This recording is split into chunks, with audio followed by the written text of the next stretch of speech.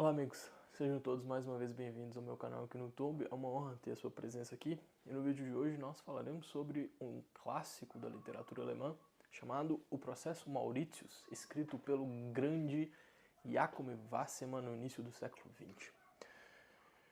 Antes de iniciarmos, neste canal nós falamos sobre filosofia, literatura, cultura e tudo que envolve o mundo dos livros. Se por um acaso você se interesse por esse tipo de assunto, eu te convido a se inscrever aqui no canal, porque assim você estará também me ajudando a crescer aqui na plataforma. Bom, antes de iniciarmos de fato, é preciso fazer aqui uma introdução geral do contexto histórico em que este livro foi escrito, porque ele é extremamente importante e diz para nós muito mais do que aparentemente parece. O primeiro fato é que o Jakob Wassermann ele fez uma espécie assim de anatomia geral da política e da sociedade após a Primeira Guerra Mundial. Nesse caso, especialmente a sociedade alemã. E a história se passa justamente nesse período, em mais ou menos 1924, na cidade de Frankfurt. E esta análise da sociedade alemã naquela época diz para nós muito mais apenas do que esta história, o processo Mauritius, mas nos dá uma noção panorâmica e histórica a respeito não apenas da história deste livro, mas da história da Europa e do que viria depois, especialmente do que viria depois, que é justamente o nazismo e tudo que envolveu os problemas revolucionários do século XX. Então, isso é um panorama extremamente importante antes de nós entrarmos de fato na história. Porque, inclusive, nem sou eu que estou dizendo isso, é um dos maiores cientistas políticos da história, chamado Eric Voegelin. O Eric Voegelin, ele dizia que para você compreender a sociedade europeia desta época, antes de você partir para os livros de história, talvez seja muito mais interessante e importante que você vá nos grandes escritores, que você procure no Wassermann, no Thomas Mann e vários outros grandes autores, no caso aqui nós estamos citando os alemãos. Mas isto é muito importante, isto que diz o Eric Voegelin, porque ele está dizendo para nós que mais importante até do que os livros de história são os grandes clássicos da literatura que tentavam entender o contexto histórico daquele período. Então isso é importante, nós estamos na transição entre a Primeira e a Segunda Guerra na nossa história de hoje. E, repetindo novamente, nós estamos especificamente mais ou menos em torno do ano de 1924. Dito isso, nós podemos agora entrar de fato na trama e já dizendo desde logo, é um livro belíssimo e infelizmente é muito pouco conhecido aqui no Brasil, poucas pessoas leram. O professor Olavo de Carvalho ele dizia que o Jakob Wassermann ele era uma espécie de novo Dostoiévski do século XX e para quem já leu as obras do Dostoiévski, de fato tem muita semelhança, porque o Wassermann desenha uma trama com traços psicológicos, com questões muito características, extremamente geniais e interessantes. Tudo isso, de fato, tem alguma semelhança com o Dostoiévski, que é muito interessante da gente perceber isso. Óbvio, na minha opinião, não dá para comparar o Wassermann com o Dostoiévski, com todo o respeito e admiração profunda que eu tenho pelo Jakob Wassermann, mas Dostoiévski, sem sombra de dúvidas, está, na minha opinião, um degrau acima. Mas o fato é que, de fato, tem semelhanças. Então, o primeiro ponto é que nós precisamos dar um pouco mais de atenção para os livros do Jakob Wassermann e que este livro, O Processo Mauritius, faz parte de uma trilogia em que o autor continua a história do personagem principal do nosso livro de hoje em outros dois livros. Mas nós falaremos hoje sobre este livro, O Processo Mauritius, que é o primeiro desta trilogia e talvez o melhor livro da trilogia e que nós conseguimos entender bastante coisa sobre o Wassermann, especialmente sobre a Europa e principalmente sobre a Alemanha. Bom, a história se passa, como eu disse, no ano de 1924 e conta para nós sobre a vida de um sujeito chamado Etzel Andergast. Etzel Andergast é um jovem de 16 anos, filho de um procurador-geral. Naquela época, um procurador-geral era um cargo extremamente importante, era o topo da hierarquia jurídica na Alemanha. E o Etzel Andergast, esse garoto, ele era filho do Barão Andergast. E esse menino, o Etzel, era um rapaz muito curioso, que gostava de entender as coisas e tinha uma certa curiosidade com a vida e com a sociedade, etc., como todo jovem naquela época e hoje também. E o Etzel vivia lá a sua vida com a sua família. Ele, infelizmente, não conhecia a mãe dele, porque quem um dia for ler a história descobrirá o motivo disso, mas teve vários problemas entre o Barão Andergast, o pai do Etzel, e a sua mãe, a Sofia Andergast, e acabou que um dia o Barão Andergast simplesmente mandou a Sofia, mãe do Etzel, embora, e o menino nunca conheceu a mãe. E o outro aspecto importante também dessa história, e para a gente contextualizar quem são os personagens, existe por trás dessas características mencionadas aqui uma relação conturbada, ou eu diria uma relação estranha, muito formalizada entre o pai e o filho. Se o filho, por um lado, é um garoto curioso, que quer descobrir a vida e quer mudar as coisas, o pai, por outro, é uma pessoa extremamente severa, formal, justa, precisamos dizer isso, correta, mas muito, profundamente formal, e nessa relação com o filho e com toda a família ele continua assim. Ele é uma pessoa extremamente reservada e formalizada. Para vocês terem uma ideia, no livro o Wasserman já começa contando pra gente que todos os dias o Etzel tem uma reunião com o pai dele, em que ele passa 2 horas fazendo uma espécie de relatório do que ele fez ao longo do dia, etc. Coisas desse tipo pautam a relação entre o Etzel Andergast e o seu pai. Mas aqui é importante de novo pontuar isso, porque eu já vi muitos leitores que interpretavam o Barão Andergast como uma pessoa má só por conta desse jeito dele. E eu não vi assim, e talvez eu acho que o Wasserman também não via assim. Claro, nós podemos pontuar os malefícios de ser assim, mas objetivamente falando, ele não era uma pessoa má em si mesmo. Tá?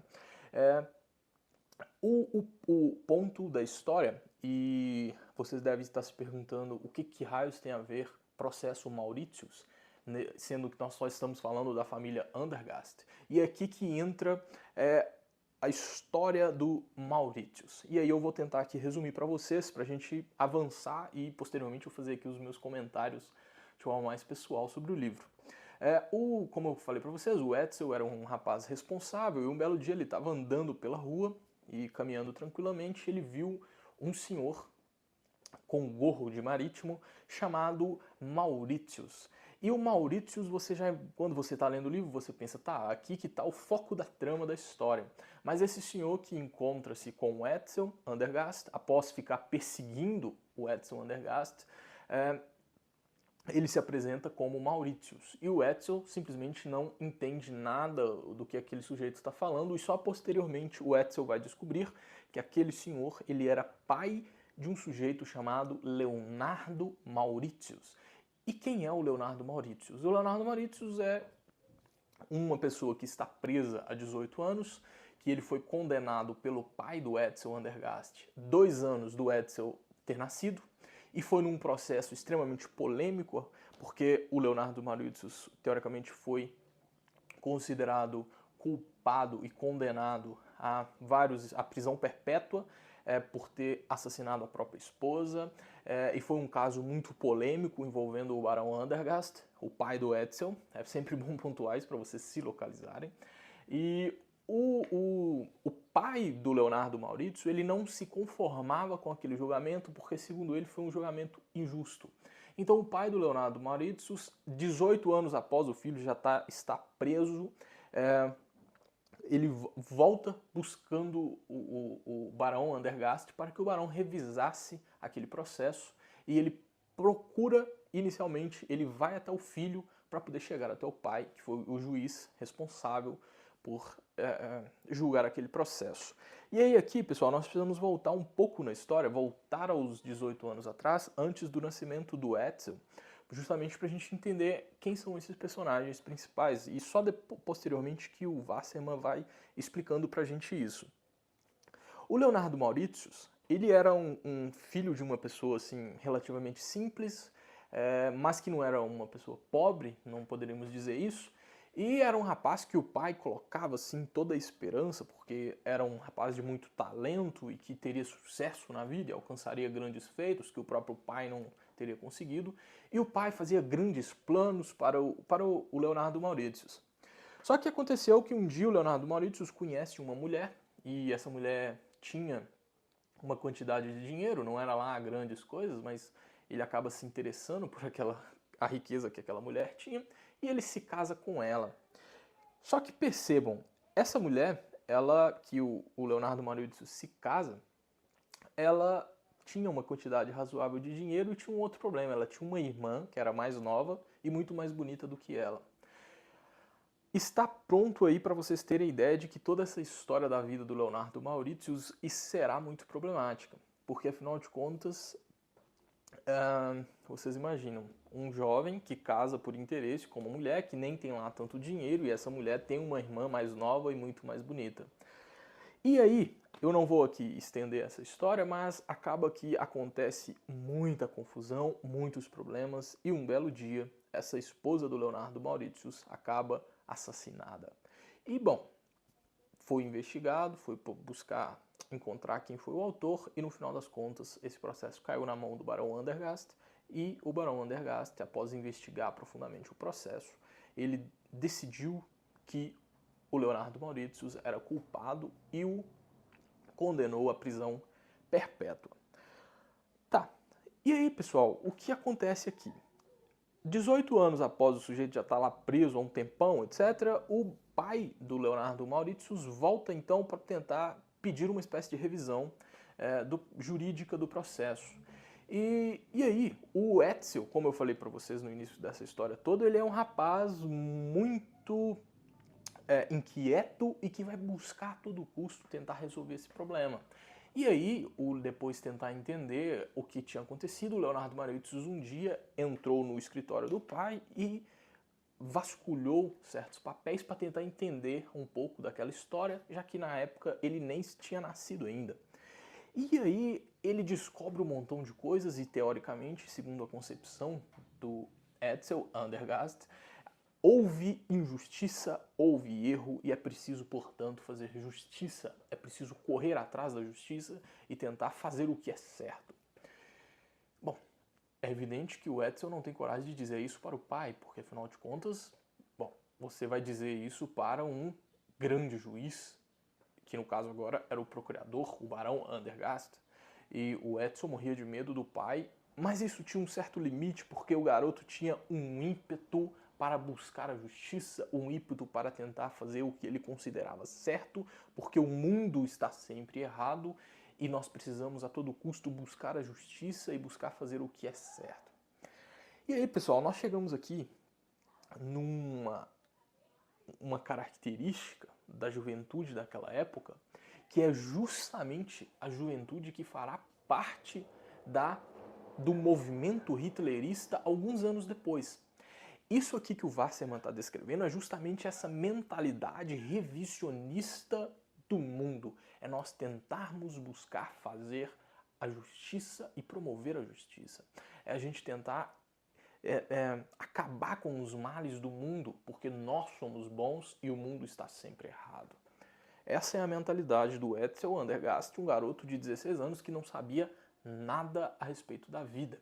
E é por isso que eu digo para vocês, aqui está o prelúdio da juventude hitlerista.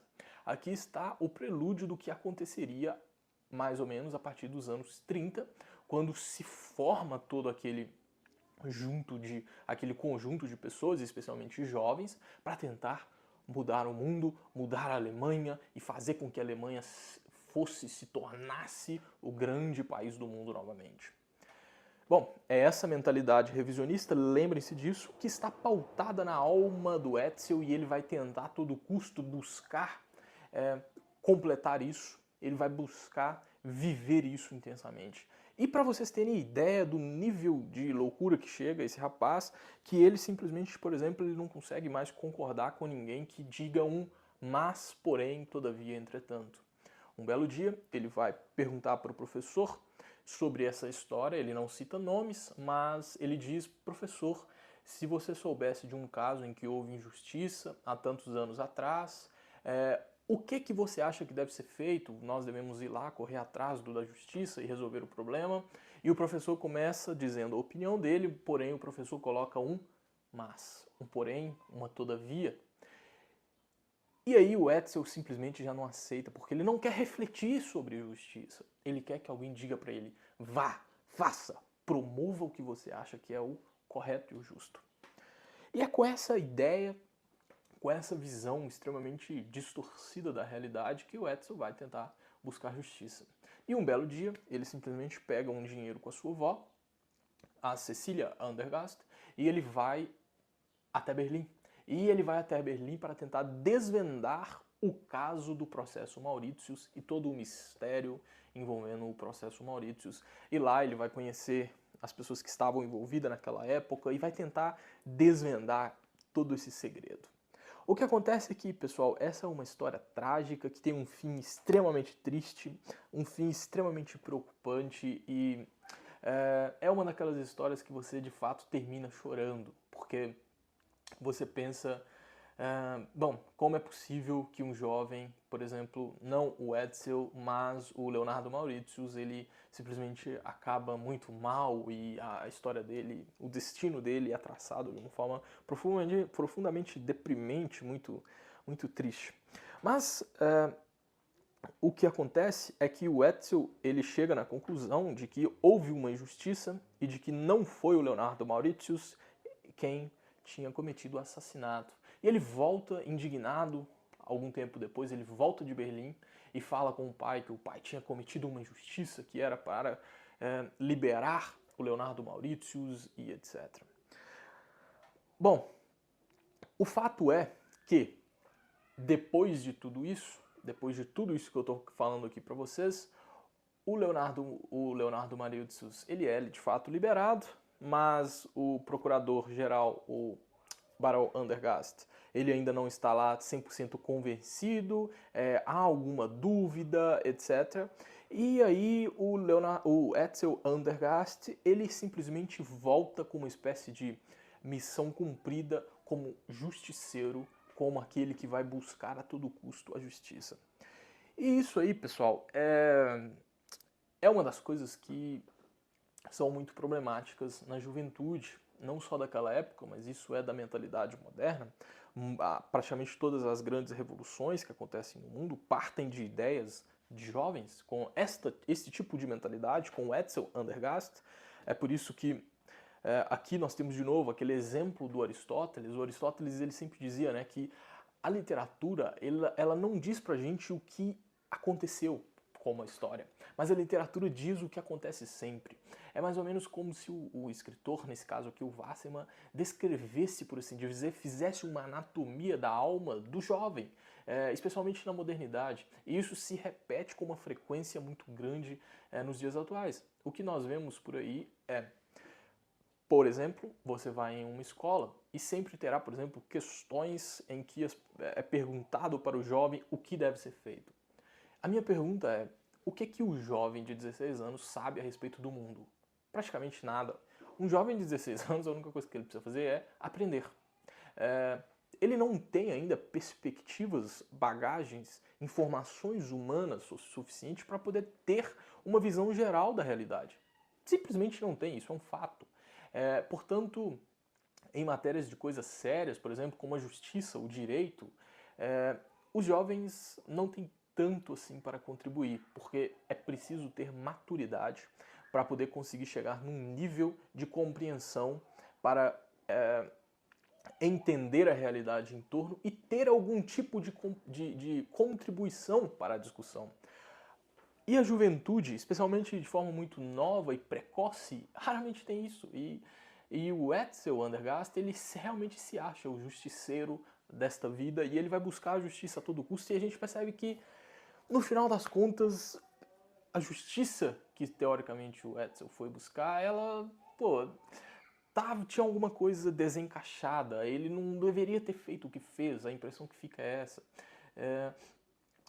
Especialmente porque era com o próprio pai, então ele acaba, por exemplo, com a estrutura da sua própria família, ele acaba com a relação familiar com o pai, com a avó e com toda a sua família, ele de fato se revolta contra os seus para buscar uma espécie de nova ordem ou uma espécie de nova forma de viver e de enxergar a vida. O Etzel faz isso.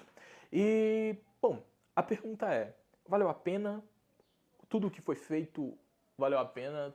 Compensou todo o esforço? De fato buscou-se a justiça? Isso aí é uma coisa para o leitor decidir. Um outro aspecto, pessoal, que é preciso pontuar aqui, é uma reflexão justamente sobre a vida jurídica. E porque, percebam, apesar do Etzel Andergast ter, por conta de uma mentalidade impulsiva e revolucionária, buscar a justiça de um modo profundamente injusto, a palavra é essa, apesar disso, o que se nota no processo do Leonardo Mauritius é de fato problemas. E isso é evidente porque o direito, ele é uma busca, né? O direito, ele é uma busca por justiça, mas ele nunca é 100% justo. Isso é uma coisa que o Etzel Andergast simplesmente não entende. Ele não entende que haverá injustiças no mundo. O pai dele, por mais justo, honesto e correto que tentasse ser, ele simplesmente não conseguia ser o mais justo possível. Haveria problemas, haveria injustiças, haveria coisas erradas, passaria alguma informação que ele simplesmente não percebeu e assim por diante. Por quê? Porque isso faz parte da própria estrutura do direito e da justiça. Porém, há algumas coisas no mundo jurídico, inclusive eu acho que isso é uma regra quase geral em qualquer país do mundo, de existir uma espécie de formalização excessiva e de distanciamento excessivo das pessoas que trabalham com aquilo com os problemas reais. O que eu quero dizer com isso? Eu quero dizer que no mundo jurídico existe esse problema de você ter quase que plena certeza de que a justiça está sendo feita e de que você se esquecer que a justiça humana na sociedade, especialmente na sociedade moderna, ela é uma busca, que ela pode de fato conter erros e que você precisa ter muito cuidado, você precisa entender que o direito precisa buscar ao máximo a perfeição, é preciso ter a sensibilidade humana para você entender as nuances da vida, da sociedade, da mentalidade humana, etc.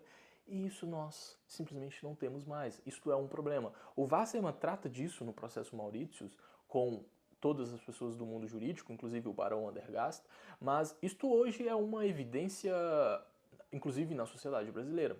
Você pega, por exemplo, as pessoas que trabalham no âmbito jurídico, eu posso dizer porque eu tenho algum conhecimento disso, e o que se nota são técnicos, tá?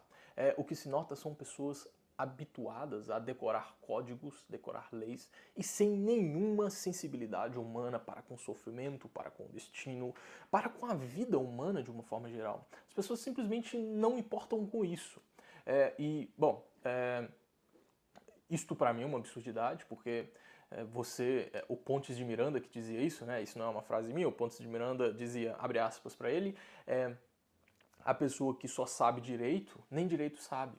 Porque percebam, pessoal, isso fica muito claro para mim nesse livro, é por isso que eu acho que para o âmbito jurídico ele tem uma contribuição incrível, que é, quando uma pessoa ela se dedica exclusivamente a decorar códigos e leis, ignorando o todo da sua ciência, que é o direito, que está necessariamente conectado com vários outros aspectos da sociedade e da vida humana como um todo, você simplesmente transforma aqueles profissionais numa espécie de pessoas capadas para lidar com aquela profissão.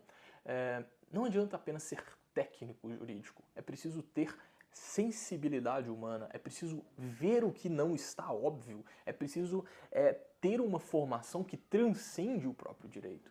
Isto é uma coisa profundamente preocupante, especialmente nas universidades aqui no Brasil.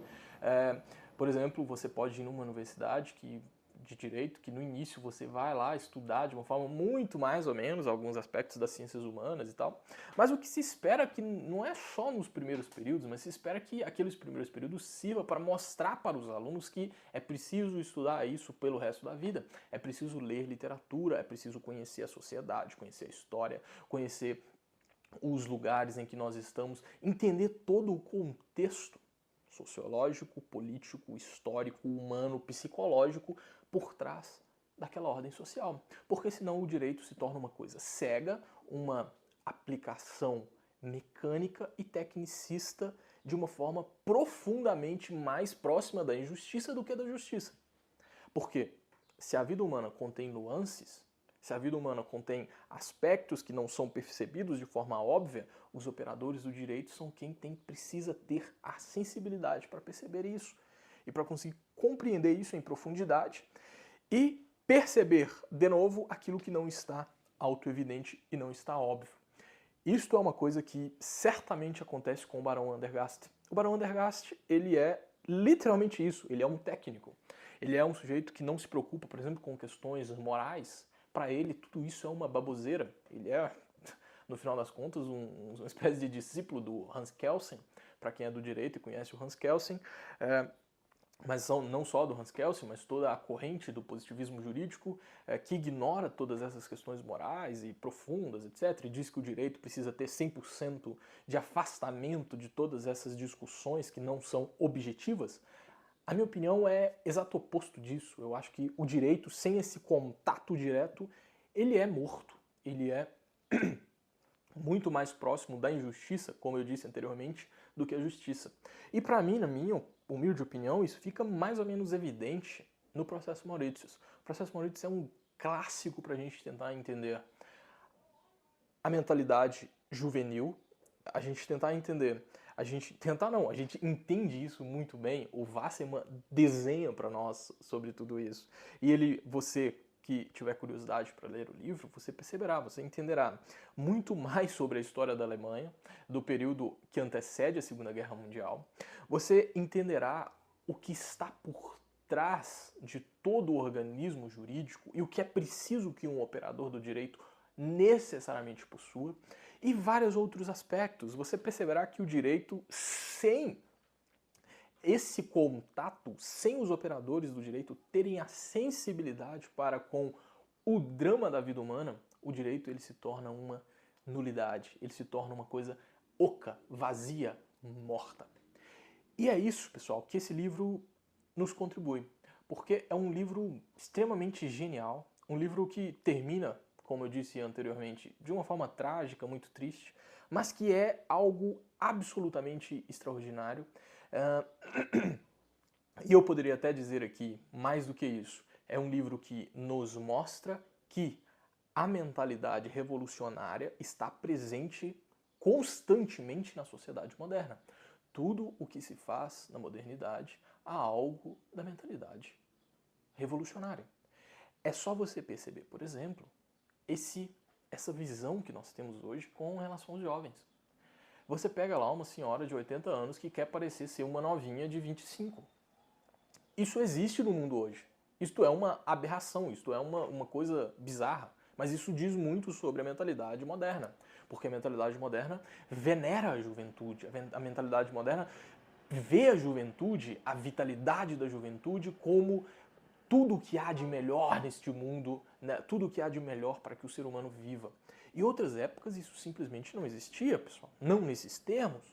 Né? A velhice era algo de sabedoria, de aquisição de sabedoria, e isso era extremamente louvável e muito bom para ser conquistado, muito mais do que a vitalidade da juventude, porque as pessoas tinham noção do valor que tinha a sabedoria, a experiência, a forma de olhar para a vida. E esse ponto, que tratado pelo Jacob Wasserman, de venerarmos a juventude, de vermos a juventude como tendo a chave para todos os problemas do mundo, isso na verdade é a causa dos nossos problemas. Hoje, por exemplo, você vê qualquer polêmica que envolva qualquer coisa, você vê lá pessoas velhinhas que tá dando ouvido para um jovem moleque de 14 anos que não sabe de nada, dando opinião na internet sobre política, sobre economia, sobre direito, etc. simplesmente não há nenhum motivo.